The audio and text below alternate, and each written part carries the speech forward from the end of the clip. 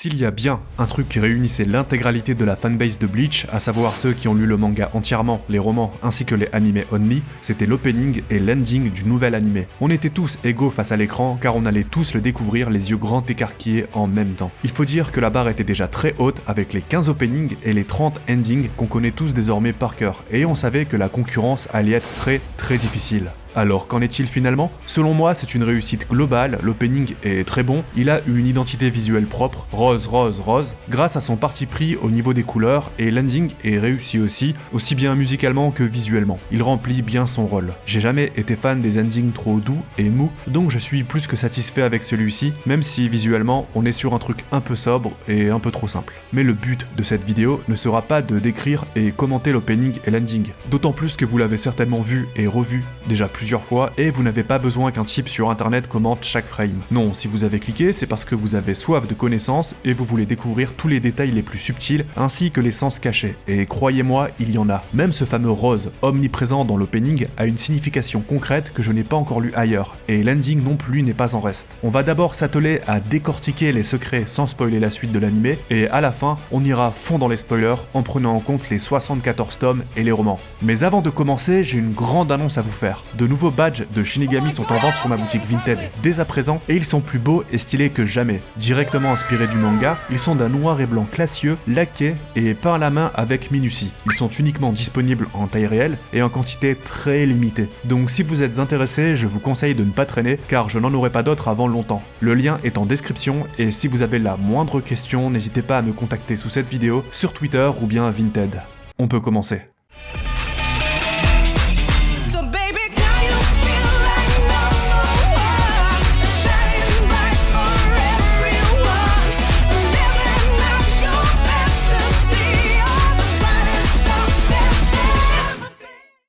On va pas tourner autour du pot et aborder directement l'élément central de l'opening, le truc qui a fait le plus jaser sur les réseaux, à savoir le rose partout. Cette omniprésence en a surpris plus d'un, et il est vrai qu'on peut s'interroger sur ce choix esthétique pour le moins original, et pas forcément intuitif quand on connaît l'univers de Bleach. Ça a tellement perturbé les gens que de nombreuses versions sont sorties peu de temps après l'épisode 2, avec à chaque fois une modification de la couleur principale. Personnellement, j'ai un petit coup de cœur pour le rouge, mais ça aurait rendu le résultat moins identifiable et donc original, Naruto Shippuden ayant déjà utiliser la même carte avec son opening 14. Eh bien, figurez-vous que j'estime avoir déchiffré la raison de l'omniprésence du rose dans la palette des couleurs de cette nouvelle saison de Bleach, et tout particulièrement dans l'opening. Revenons plusieurs mois en arrière, avant la sortie du premier épisode, et plus précisément à l'époque des teasers et trailers. Figurez-vous que le rose était déjà présent, mais ce n'était pas la seule couleur. Il était là pour identifier la faction Shinigami en opposition au bleu des Quincy. Ce n'est pas le rouge, le noir ou le blanc, mais bien le rose. Poursuivons. Uryu, lors de son pseudo-affrontement contre Ichigo dans le tout premier arc, explique que le Reiroku, c'est-à-dire les rubans spirituels des Shinigami, tend vers le rouge, alors que celui des individus normaux est blanc. On a donc un rose associé aux Shinigami dans la promo visuelle du retour de Bleach en animé, et une info disant que les rubans spirituels des Shinigami sont rouges. Une incohérence? Absolument pas. Au contraire, les deux informations se rejoignent. Le rose est une teinte dérivée du rouge, cela explique ce choix dans les trailers, et par extension, le parti pris esthétique est assez original pour l'opening. J'ai deux autres explications n'ayant aucun rapport expliquant le choix du rose. La deuxième, c'est pour faire écho au faux blanc auquel est attaché Tite Kubo dans son manga, afin d'épurer les pages et mettre en exergue les personnages et l'action. Le rose permet de remplacer ce blanc par une couleur plus chatoyante, disons plus vivante. Enfin, en guise de dernière explication, et pouvant rejoindre les deux précédentes, c'est parce que ce rose symbolise aussi le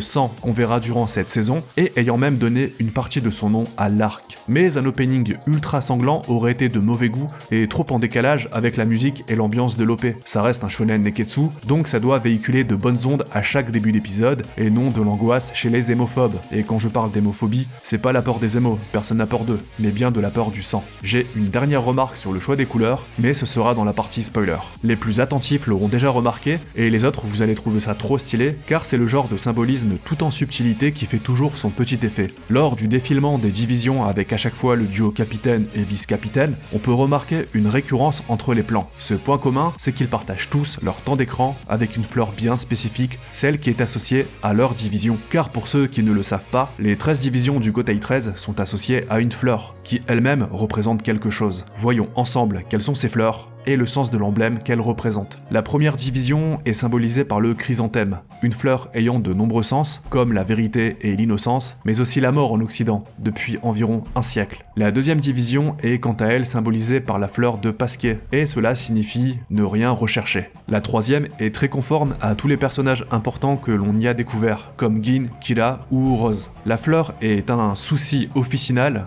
drôle de nom, mais un nom cohérent, et l'emblème de la division représente le désespoir. Pour la quatrième, la fleur est une campanule, et cela signifie ceux qui pleurent sont aimés. La cinquième a pour emblème un muguet, classique et aux multiples sens, comme sacrifice, danger, amour pur, humilité et douceur. En gros, Aizen et Inamori. La sixième est représentée par une camélia, incarnation d'une noble raison, totalement raccord avec le personnage de Byakuya et plus globalement le clan Kuchiki. La fleur de la 7ème division est une iris et elle symbolise le courage, simple et efficace et raccord là aussi avec le perso qu'est Seijin Komamura. La 8ème division a pour fleur la Strelidia, aussi appelée fleur du paradis. Le sens de l'insigne de la 8ème est tout s'obtient. Pour la 9ème, on a un coquelicot blanc, et le sens est celui de l'oubli. On poursuit avec la 10ème division, dont l'insigne est une jonquille, et le symbole derrière est celui du mystère et de l'égoïsme. Peu représentatif d'un Itsugaya, par contre, vu la paresse de Matsumoto pour accomplir ces tâches administratives, je me dis pourquoi pas. Pour la 11ème, c'est du gros classique. C'est une millefeuille, et le sens est, je vous le donne en mille, le combat. Puis, en avant-dernière, on a le chardon, pour la vengeance, la rigueur et l'indépendance. La rigueur du scientifique, ça a du sens. L'indépendance aussi, d'une certaine façon. Par contre, la vengeance, mais à qui cela pourrait-il bien faire écho? Et enfin, en tout dernier, on a la fleur perce-neige, symbolisant l'espoir. Ukitake, Rukia ou Kaien incarnent parfaitement l'espoir de par leur mentalité ou la vie qu'ils ont eue. Mais ce n'est pas tout. Il reste une dernière fleur apparaissant plusieurs fois dans l'opening, au début et à la fin. Si toutes les fleurs que nous venons de cueillir sont associées à des divisions entières, il en est une qui n'est associée qu'à un seul personnage, et pas n'importe lequel. Poussant en accéléré au début de l'opening et remplissant l'espace dans l'un des derniers plans, la Gloriosa Lily, aussi appelée Lys de Malabar, et je vous vois venir, ça n'a rien à voir avec le chewing-gum, peut symboliser plusieurs choses par rapport à l'histoire d'Ichigo. Il y a d'abord le symbole de la renaissance, un terme qui parle à Ichigo, tant il en a connu des renaissances, du moins symboliques. Quand il est devenu Shinigami, quand il est mort temporairement face à Ulquiorra, quand il a récupéré ses pouvoirs à la fin de l'arc Fullbring. Et il y aura une nouvelle renaissance dans cet arc, teasé par le plan final où Ichigo avance dans un champ de Gloriosa Lily. L'autre interprétation possible nous vient du tweetos Manhwa, et je tenais à la synthétiser ici car je la trouve pertinente. En gros, l'idée c'est de dire que la Gloriosa Superba a été choisie pour représenter Ichigo, car tout comme lui, elle meurt s'il y a trop d'eau. Nous le savons grâce à tous ces moments où Ichigo se retrouve dans son monde intérieur, et Zangetsu lui explique bien. Il déteste la pluie car elle est synonyme de tristesse et de désespoir. Si le monde intérieur d'Ichigo est rempli d'eau, Ichigo se noie dans le désespoir, comme lorsque Ginjo lui avait volé ses pouvoirs, ou comme lors de son combat pour l'obtention de l'ultime Getsuga Tenshu. Et bien pour la fleur c'est pareil, elle a besoin d'un sol drainant, ne maintenant pas l'eau. Un sol contenant trop d'eau causerait la mort de la Gloriosa, comme pour Ichigo. Si le trade vous intéresse, je vous l'ai mis dans la description. On va maintenant aborder la partie spoiler, à savoir tout ce qu'il y a à savoir et à dénicher dans l'opening et l'ending en lien avec les 74 tomes et les romans. Cette séquence est quand même sacrément classe et symbolise le vrai pouvoir de Shinigami d'Ichigo. En réalité, depuis tout ce temps, c'était bien lui Zangetsu,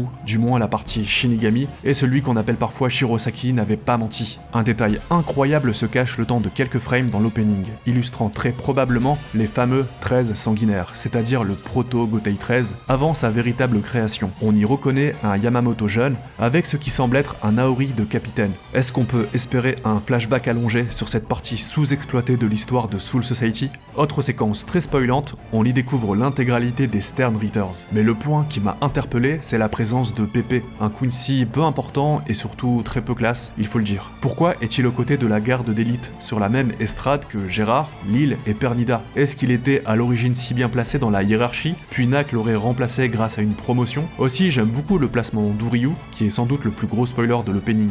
En plus, sur cette image, on dirait presque des frères jumeaux avec Jugram. Ils ont une pose et un visage très similaires. Lorsque Rukia apparaît aux côtés de Ukitake pour représenter la 13e division, elle a la même posture que lors de l'utilisation de Haka no Togame, son Bankai. Un détail très discret mais qui mérite d'être souligné.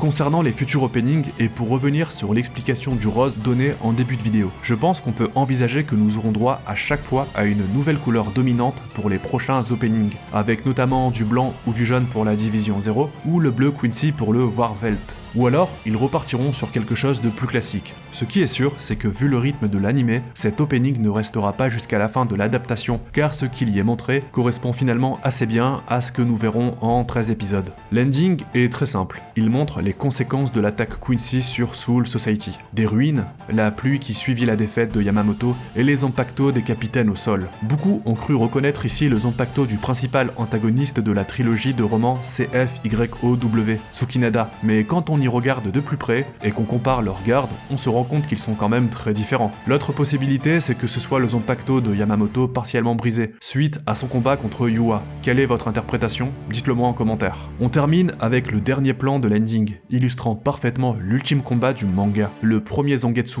parfois appelé vrai Zangetsu, trônant sur une montagne de tenue de Shinigami et capitaine. Le symbole est fort, car c'est grâce à ce Zangetsu qu'Ichigo put vaincre Yua dans un ultime effort malgré la destruction de son Bankai. Il incarne à lui seul la victoire de Soul Society sur la philosophie de Yua. Il est donc l'incarnation du courage sur la peur de la mort. Et voilà, j'ai tardé à sortir mon analyse car j'ai été occupé IRL et les reviews me prennent beaucoup de temps et d'énergie. Si jamais vous avez d'autres éléments à ajouter à cette vidéo analyse, je vous invite à le faire en commentaire. Et si vous avez apprécié cette vidéo, pensez à vous abonner avec la cloche et à déposer votre j'aime. Sur ce, ciao!